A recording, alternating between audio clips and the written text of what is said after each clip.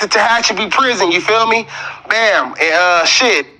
So we were all watching TV one time, you know what I'm saying? I'm telling these who I am, and I'm telling them my whole little history, my grandpa from Looters Park, and they're like, hell yeah, that's right, homie, that's right. But you know what I'm saying? I'm just keeping it real with that. I ain't never officially got my put on. The big homie that I be talking to in the vent, he come throw his arm around me. Hey, blood, let me holler at you, man.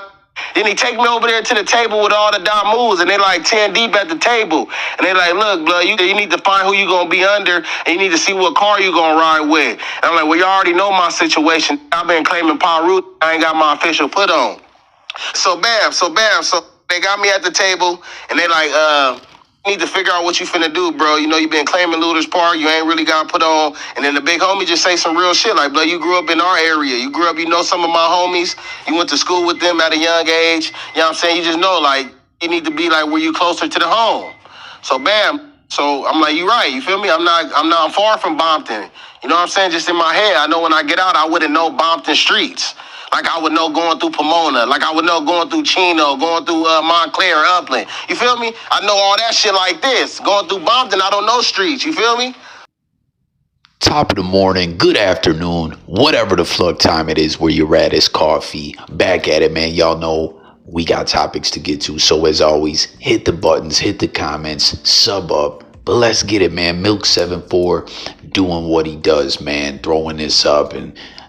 You know, to keep it a buck with y'all, as always, I'm no gangster. I ain't on that gang-ish. But, you know, all this gang-ish, all this crime stuff, individuals moving bricks, who's snitching, everything's in the internet these days. It's all fair game, right? And it's crazy. Who would have ever thunk it, man? These devices, this blogosphere really switched the game up. You know what I mean? Like the most would you ever think be on the internet as dude is on the internet at this point in time. Everyone done seen individuals utilize it in such a way where people are getting bags or people are just getting some FaceTime or whatever, and they're like, yo, I gotta get on there now. Or we seen a lot of cats tap in like, yo, like say there was someone that was big, someone done tapped in like, yo, this cat that's telling you this, well, I'm the real big homie. Or this individual, they're telling my stories, things like that. Like, tap in if y'all feel me on that. You know what I'm talking about. But in regards to all this, Milk is saying that this seems fishy, I believe, right? This dude is talking about he was, I don't know, like for those that are on that gang-ish, is that false flagging? Was he fronting, like repping a hood that he really was never put on?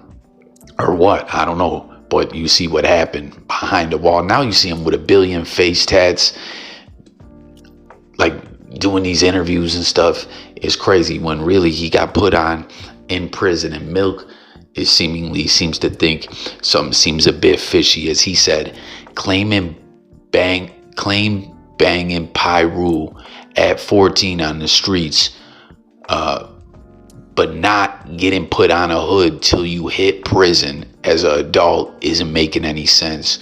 You would have thought someone on the outside would have had tried to recruit him. So what do you guys think? Like, does his story sound fishy? For those that know about that type of ish, do you think someone would have just peeped that he wasn't official, or fake it till you make it, or what? Like, tap in, you know what I mean? This internet ish is crazy these days. Like I said, all this gang ish, all these crime stories, everything's in the blogosphere nowadays. And speaking of like how old is too old before it's goofy, you see 50 Cent having some fun, man.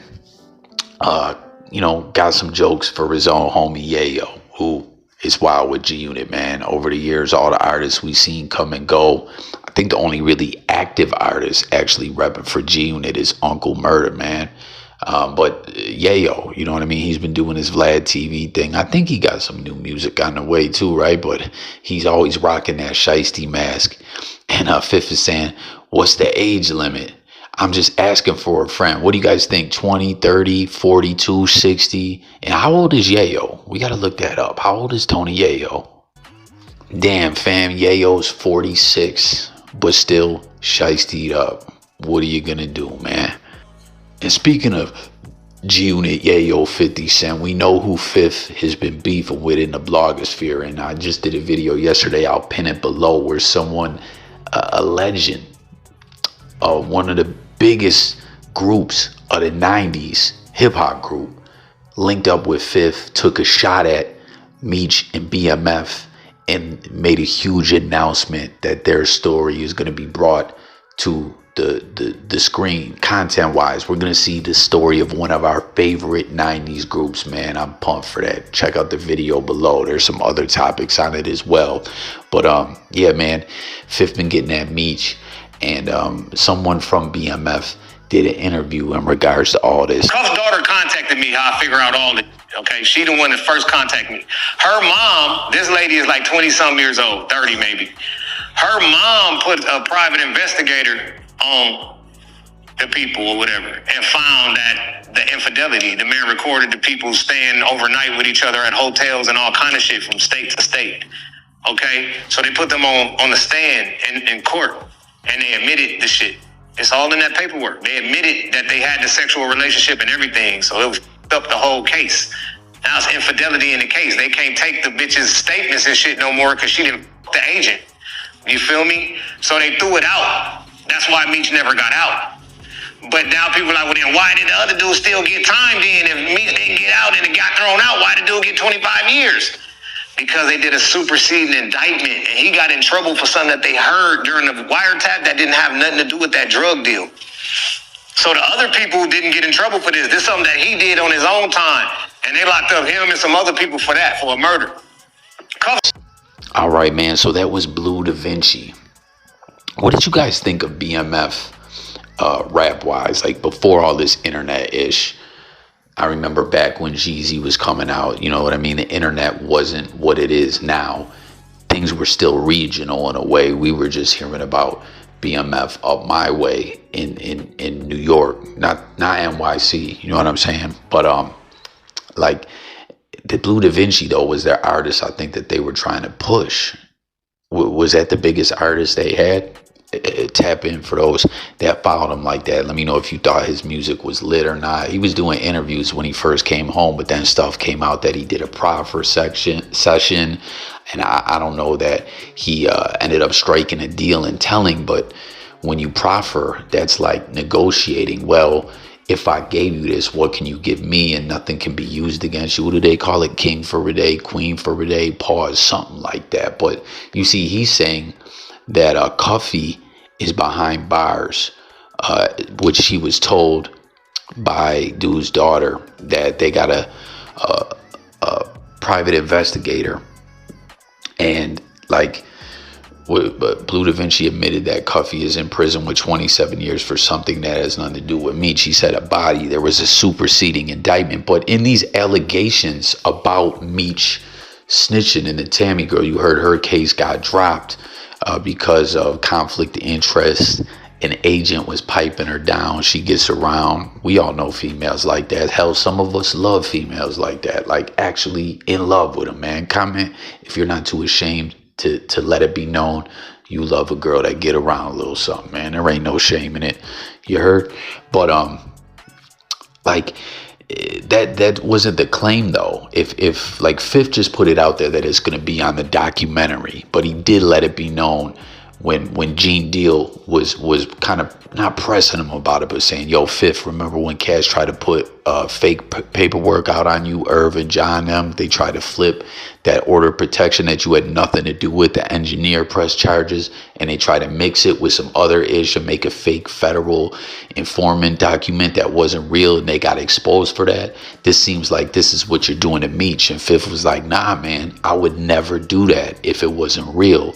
He's telling, or is a rat. And with everyone who's dived into this situation, and Fifth's documentary is going to come eventually. I'm surprised too. Fifth kind of takes his times with the documentary. Like with the Diddy joint, I thought he would have had that thing out quick, fast, in a hurry. But I guess with 50 Cent, the way that he utilizes social networks so well and is in the headlines every day, just like how we're talking about him right now, that people are going to watch it no matter when it drops. He's in no rush. I guess, like, hey, I'm not going to rush the product. It's going to be hot when it comes, and keeps people intrigued. It's pretty intriguing that he is able to intrigue people in that way for such an extended period of time. Fifth is a master businessman. If you ask me, he's a genius compared to a lot of these rappers, the way they move as far as what they did, right? Like, he leveled up from hip hop. He invested his money. He wasn't stupid with it. He was always striking different deals. Like, financially, someone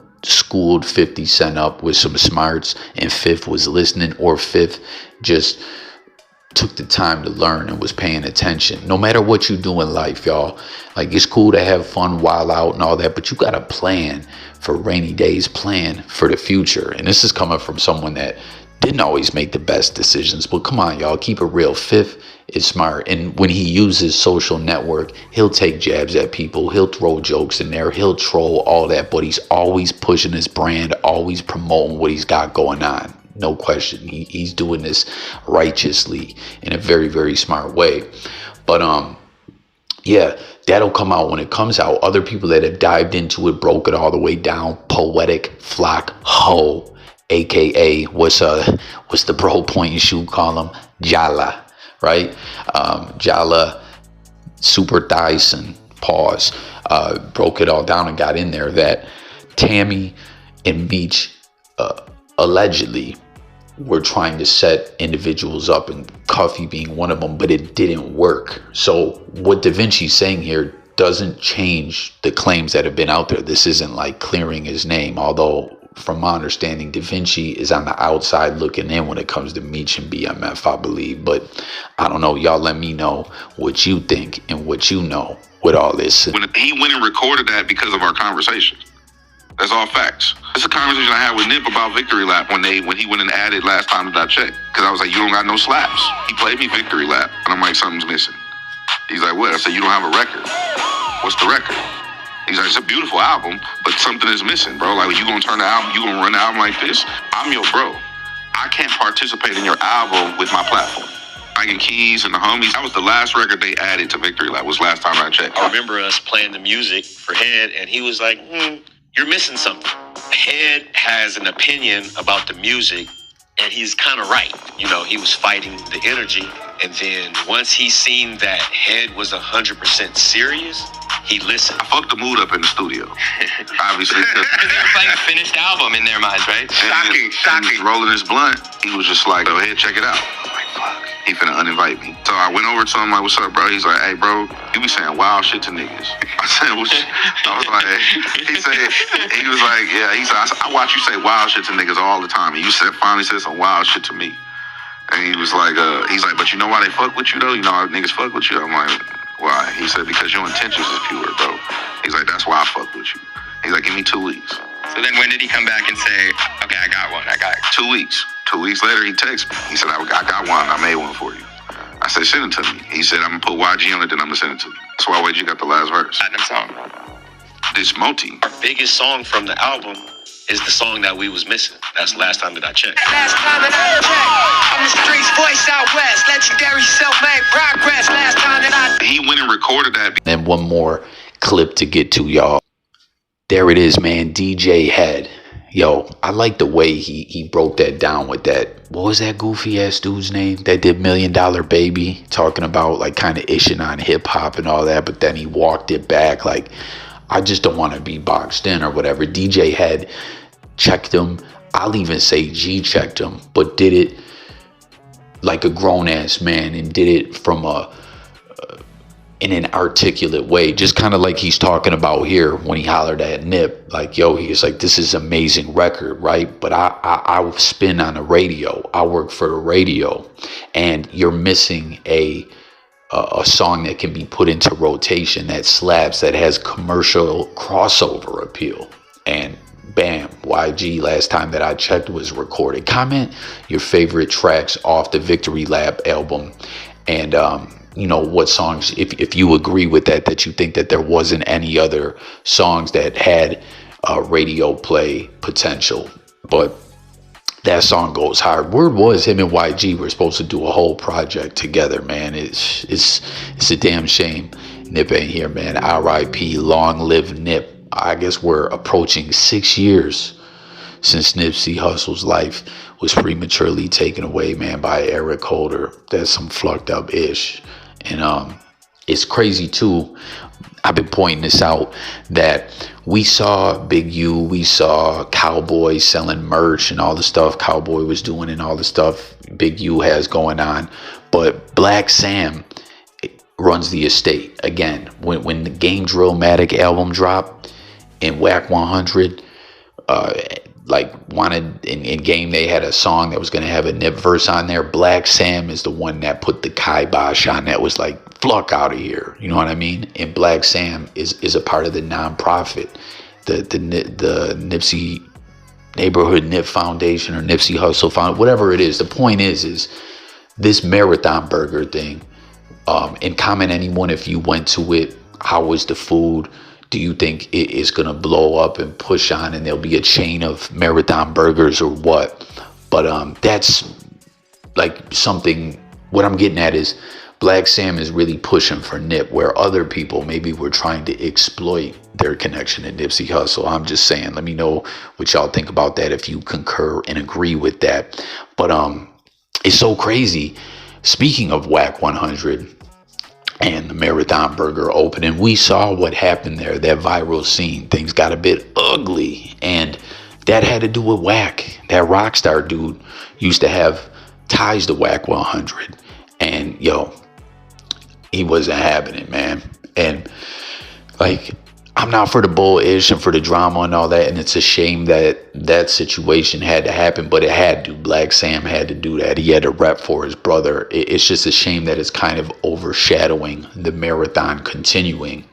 But it had to be done. Like, Whack 100, people need to see how fraudulent people are. You know what I mean? Like, Whack been out here disrespecting, talking greasy, all this bullish for years. And we done seen recently he got pieced up on stage at the Drillmatic release event where Game was on stage and Kanye was coming up. Y'all seen that footage? Comment and let me know if y'all seen Whack get pop right in the motherfucking head like a bitch, then walk up to the stage looking all soft and all that. You know what I mean? Like, Black Sam ain't a loud dude that's all on the internet with the bullish. You know what I mean? And neither was Nip. They handle themselves like real ones. And it's like, people need to see Whack's really under pressure. He runs around out here and talking bullish on Clubhouse all day, but that's not real. That's fake. You know what I mean? And, you know, the world is seeing that a bit, that when it really comes to it, motherfuckers are under pressure. There's a reason Whack is typically talking all greasy on Clubhouse, but not in real life. There's a reason he doesn't show up to certain events. There's a reason he's hiding out. And I'll put it like that and leave it like that. So hit the comments. Let me know what you think. Blue Da Vinci, Nip, the DJ head, bit of game he shared there with the people. Long live Nip, the marathon continuing. Whack and his flockery. That dude in the beginning, that Milk74, was saying seems a little bit fishy with his late put on and gang banging and all that. Everything we discussed, let's discuss it all in the comments. Subscribe, and I will catch you guys on the next one. Peace and blessings. Coffee up out here.